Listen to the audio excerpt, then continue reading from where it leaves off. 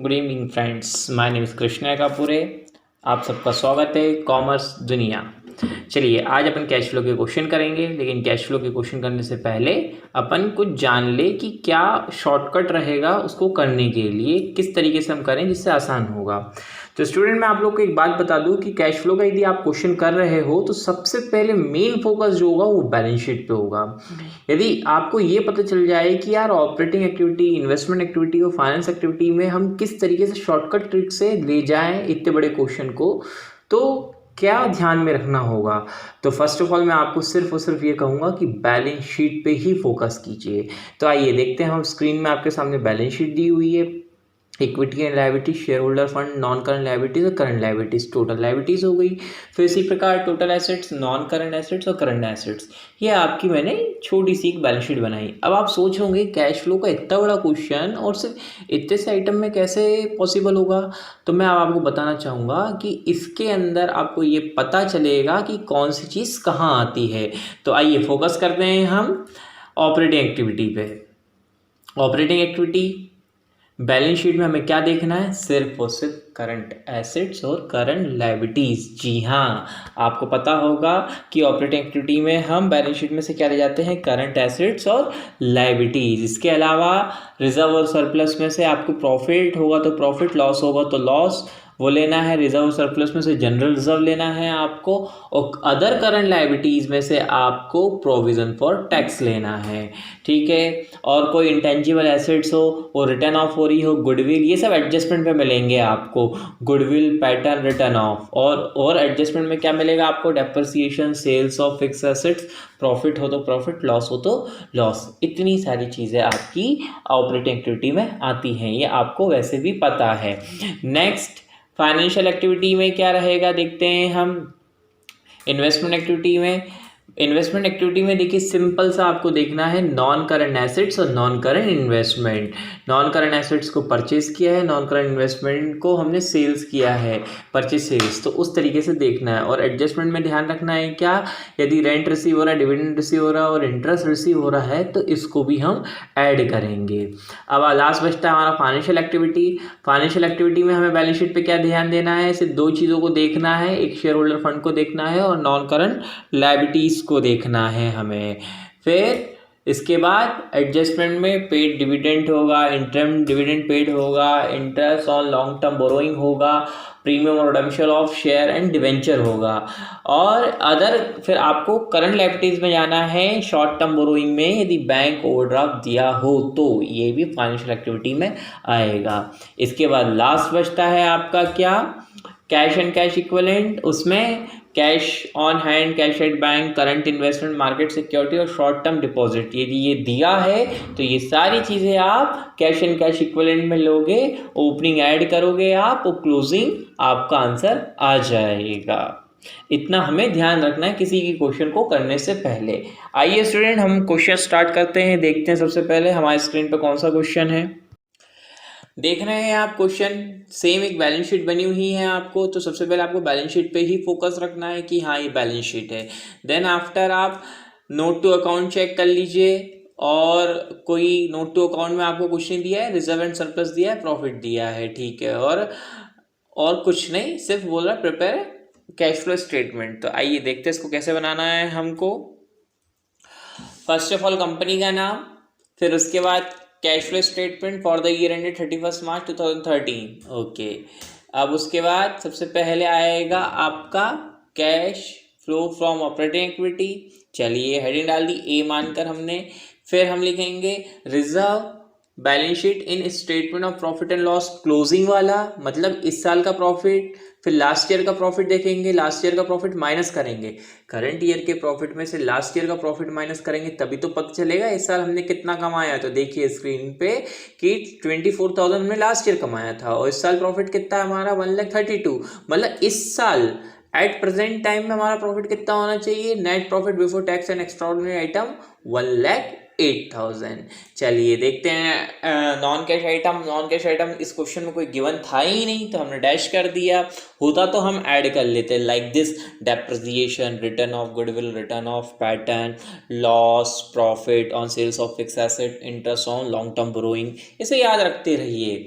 फिर उसके बाद कुछ नहीं था तो हमारा ये आंसर आ गया, operating profit before working capital changes, ये हमारा आंसर आ गया। फिर उसके बाद add increase in trade payable, मैंने कहा था करंट एसेट्स और लायबिलिटीज पे फोकस करना है, तो ये आ गई आपकी क्या, करंट लायबिलिटीज इंक्रीज हो रही थी तो आपने प्लस कर दी ट्रेड पेबल। ये आपका क्या है, करंट एसेट्स जो कि आपका इंक्रीज हो रहा था तो आपने माइनस कर दिया। फिर उसके बाद ये आपके करंट एसेट्स इंक्रीज हो रहा है तो आपने माइनस कर दिया, less increase in trade receivable. उसके बाद जब आप पूरा सॉल्व कर दोगे 1,08,000 में से 48,000 माइनस कर दोगे, 48,000 सॉरी प्लस कर दोगे और 83,000 माइनस और 22,500 माइनस कर दोगे तो आपका cash flow from operating activity 50,500 answer आ जाएगा। एक छोटा सा पार्ट इस बड़े से क्वेश्चन का भी सॉल्व हुआ है। अपन अब आगे देखते हैं इसकी इन्वेस्टमेंट एक्टिविटी में। Cash flow from investment activity, purchase of fixed asset simple दिया था, कोई डेप्रिसिएशन नहीं कुछ नहीं तो हमने सिंपल ले लिया है। टेंजिबल एसेट्स क्या किया है हमने, करंट ईयर और प्रीवियस ईयर की वैल्यू रखी है तो हमने देखा करंट ईयर की वैल्यू इंक्रीज हो रही है तो इसका मतलब आपने परचेज किया होगा तो -40,000 परचेज किया आपने। इसी प्रकार इन्वेस्टमेंट एक्टिविटी भी करंट ईयर में इंक्रीज हो रहा है तो इसका मतलब आपने क्या कर दिया, परचेज किया होगा। तो देखिए purchase of fixed asset 42,000, purchase of non current investment 30,000, तो इसका मतलब cash use in investment activity -72,000। तो ये आपका छोटा सा इन्वेस्टमेंट एक्टिविटी भी हो गया है। अब देखते हैं हम cash flow from financial activity. Cash proceed from issue of share, इसमें क्या हो रहा है हमारा, जो लास्ट ईयर से इस ईयर में 30,000 इंक्रीज हो रहा है, मतलब हमने इशू किए हैं तो 30,000 आप प्लस पे डाल दोगे तो ये आपका फाइनली खत्म हो जाएगा। Cash flow from financial activity खत्म 30,000। हमने तीनों एक्टिविटी सॉल्व कर दी है। जब आपने तीनों एक्टिविटी सॉल्व कर दी तो अब क्या करना, अब आपको करना है net increase decrease cash and cash equivalent. क्या इंक्रीज हो रहा है डिक्रीज हो रहा है, यहाँ पर अपना इंक्रीज हो रहा है क्योंकि आंसर अपना किस में आ रहा है, प्लस में आ रहा है। तो A + B + C, तो A कितना था हमारा 50,500, B कितना है -72,000 और C कितना है हमारा 30,000।